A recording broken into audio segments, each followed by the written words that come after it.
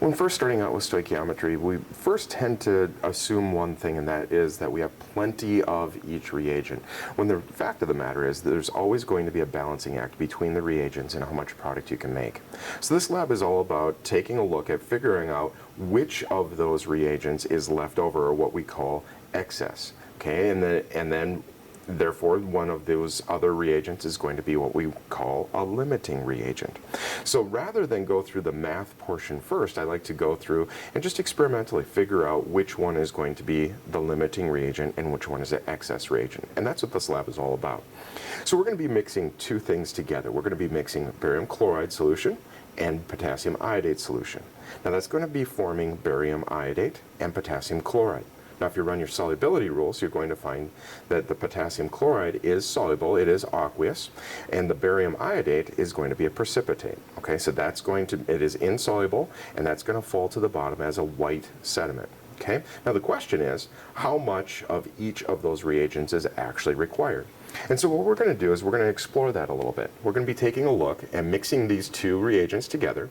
You'll notice at the top of this that I've actually balanced the equation as a net ionic equation. We don't really care in this case about the potassium chloride because it's going to be aqueous, it's going to be dissolved in the solution. We're more worried about what does it take to make that barium iodate in this case.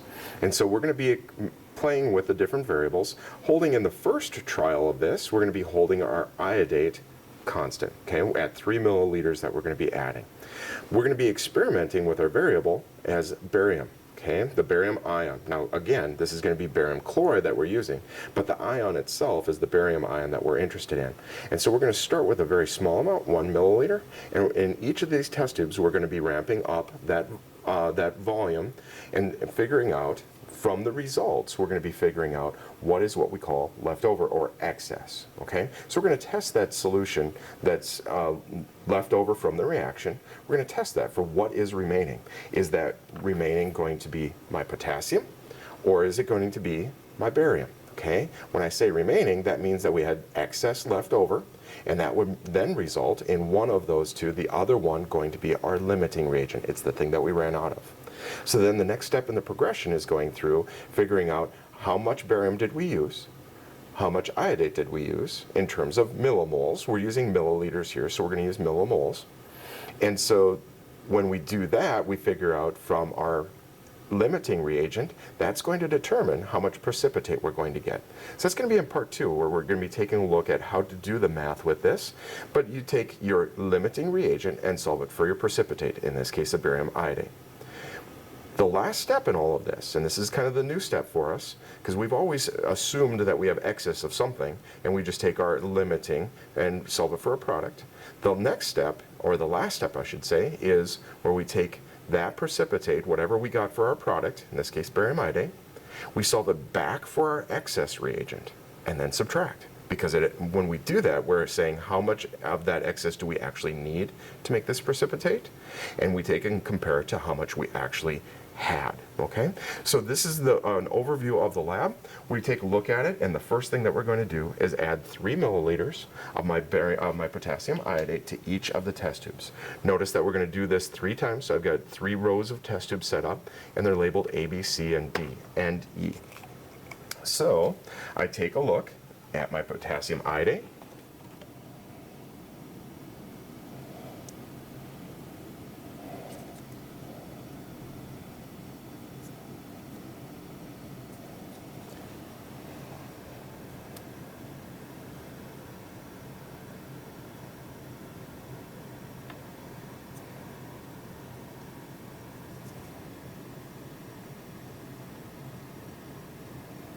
And I put in 3 milliliters of each.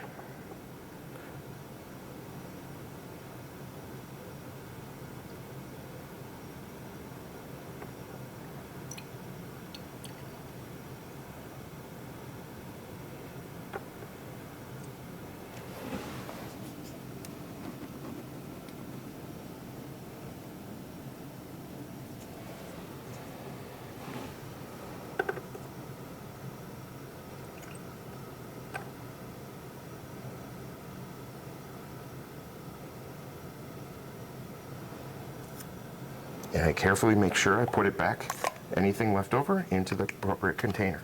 Now with my barium chloride, the first test tube only receives 1 milliliter. Then I go to 3, then 5, 7, and 9.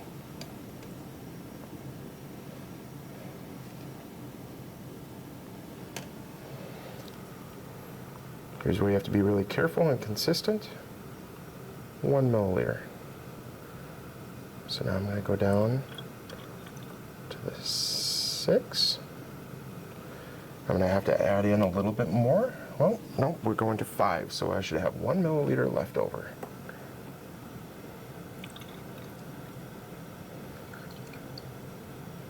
And I just realized I put that into test tube B, so let's switch those right away before I forget.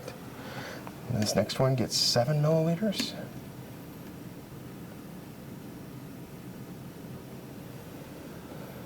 This is the one I wanted. So there's 7.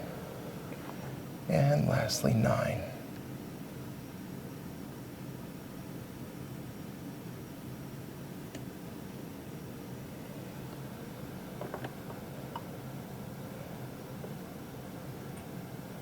Okay, so now we mixed them together.